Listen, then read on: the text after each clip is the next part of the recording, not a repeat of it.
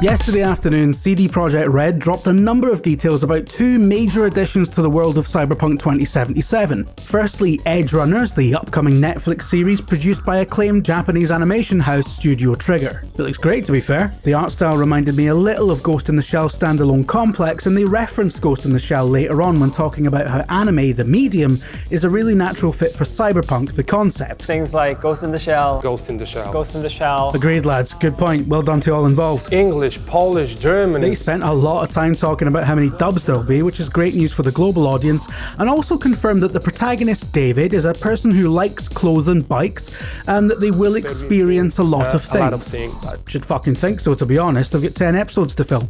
The main point they wanted to stress, though, which I find really exciting, is that Edgerunners is canon. This is the same world. It's a shared location, much of the design has been lifted directly from the game, and there's a number of crossover characters. They didn't specify who, but I'm glad they didn't, because that would be a spoiler, and those are bad. The story is largely independent, and you can enjoy the anime without having played the game, but it's really cool to be able to experience the same world in a new way from a new perspective. The anime's canonicity is being reflected in the latest update to the game, patch 1.6. The Edgerunners update is available now and includes some items that tie into the anime. They say Cyberpunk, so that means you're getting a pink gun and a yellow jacket, but also a tie-in quest, and beyond anything to do with the anime, a bunch of general bug fixes and improvements, some additional gig activities, which is most welcome, and possibly the most important announcement of the whole thing, transmog. Wardrobe. That's the big one, right? You can now override the appearance of your gear, so you no longer have to choose between good armor stats and not looking like Timmy Mallet.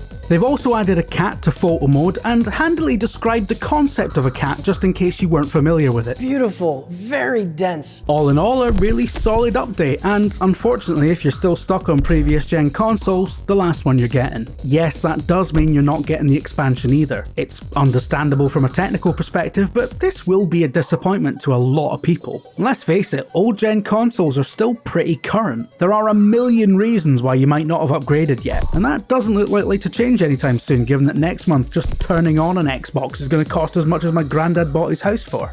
But progress marches us forever onward. The big reveal of the night, day, afternoon, whatever, was the unveiling of the long-awaited full-blown expansion, which is called Phantom Liberty, and apparently has something to do with you signing up to do a load of bad stuff for the US government, and despite these facts has nothing to do with Hideo Kojima, which I'm fine with. It features a load of new characters, an expanded district within Night City, and interestingly in terms of the timeline, the protagonist is still V, and Johnny Silverhand is in it, as revealed by a returning Keanu Reeves, who broke the news to us while looking like he desperately needed a shite. There he goes for it now. You'll have to wait until next year for Phantom Liberty, but like I say, the Edgerunners update is available now, and if you head to the Cyberpunk YouTube channel, there's a new trailer for the anime that's tagged not safe for work because there's a load of gore and a bit of shagging in it. Don't make a name for yourself as a cyberpunk by how you live. Turns out the real cyberpunks were the punks we cybered along the way. I've been Jim Trinker for VG247, and you should definitely like and subscribe, because if you don't, you smell. Check out the website, check out the podcast, check it all out. Check it out like it's Supermarket Sweet, man. I'll speak to you later.